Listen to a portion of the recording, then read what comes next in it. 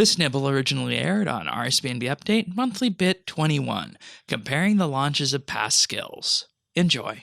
It's pretty epic. And let's just look at where some of these altars are. So, I mean, the air altar is west of Varrock. The mind altar is west of Ice Mountain. The water altar is in the Lumbridge Swamp. The earth altar is to the east of Varrock. The fire altar is north of Al-Kharid. The body altar is by the Goblin place south of Edgeville. The cosmic altar is in the Lost City, which is where it gets really tedious. The chaos altar is in the wilderness, and even with that, you got to traverse a weird path of platforms to get to the actual altar. And then the nature altar is in the jungle north of Shiloh Village, with no bank in sight.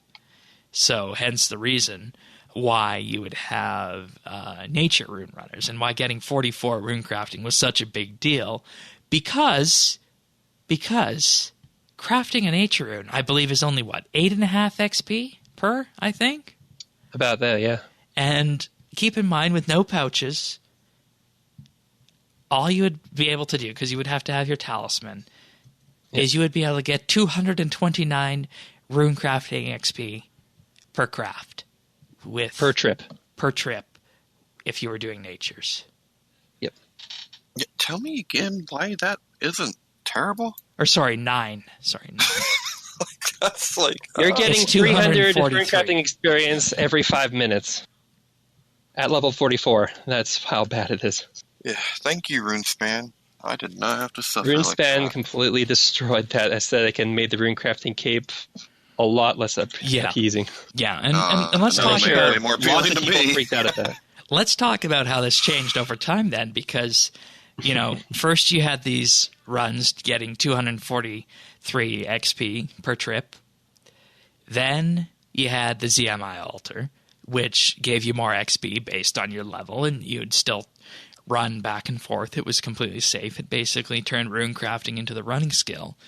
Then in 2012, you had the RuneSpan, which, it's like, lean back, runecrafting training, so nice. And this is the progression of runecrafting. And of course, we have things like the Abyss being added in there as well. So that brought in pouches and the ability to craft more runes per trip and whatnot. But it's flushed out now. Like you can get your AFK, or you can go after money on certain weekends and make lots, or you can go after high output XP with soul runes. Soul runes. Yeah. And it's a perfect amount of choice. Runecrafting pouches came out in June 2005. So of course they changed a little bit more than a year after that. I'm trying to remember when ZMI came out.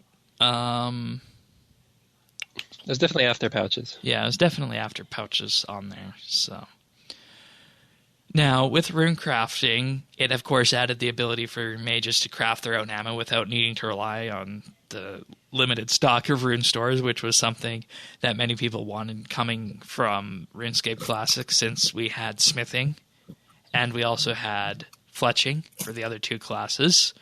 We also got combination runes later, which is what you're talking about, Tanis, how you can, earn immaculate amounts of money, making mud runes for those double XP weekends.